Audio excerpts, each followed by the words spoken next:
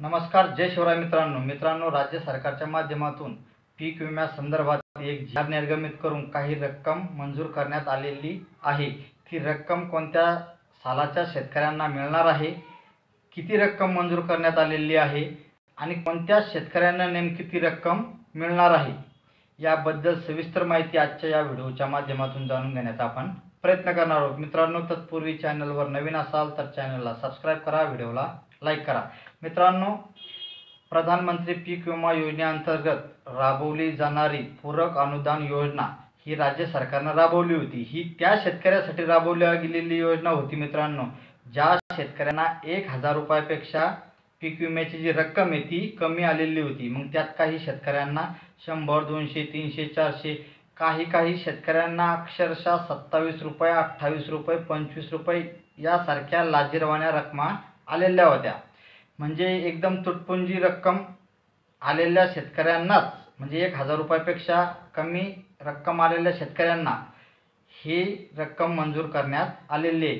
मित्रांनो, रक्कम सांगायची झालं तर 3,99,37,009 रुपये इतकी रक्कम सर्व राज्यातील ज्या काय पीक विमा कंपन्या आहेत त्यांना मंजूर करण्यात आलेली आहे।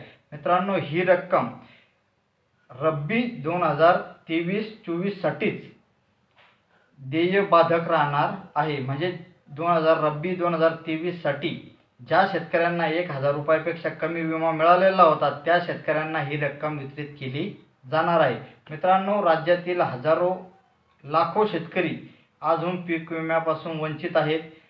त्या शेतकऱ्यांना देखील राज्य शासनाच्या माध्यमातून लवकरच एक मोठा दिलासा मिळेल अशी आशा आपण आता करू शकतो। कारण वेगवेगळ्या आता आपण मागे एक अपडेट घेतलेलं होतं, त्या अपडेटच्या माध्यमातून सांगितलं होतं की राज्यातील जवळजवळ फळपीक विमाचे जे शेतकरी होते, ज्यामध्ये केळी, संत्रा, मोसंबी, द्राक्ष यासारख्या पिकांना देखील विमा मंजूर करण्यात आलेला होता आणि तो आता 2 ते 4 दिवसांमध्ये त्याचं वाटप देखील शेतकऱ्यांना सुरुवात होणार आहे। मित्रांनो, त्याच्यानंतर हा जो रब्बी 2023च्या बद्दलचा विषय होता पूरक अनुदान, हे देखील आजच्या GRच्या माध्यमातून राज्य सरकारच्या माध्यमातून मंजूर करण्यात आलेलं आहे आणि आता आपण लवकरच तीही अपडेट आपल्याला येईल की राज्यातील उर्वरित शेतकरी जे राहिलेले पीक विम्यापासून त्या शेतकऱ्यांना देखील लवकरच राज्य सरकारच्या माध्यमातून दिलासा देण्यात येईल।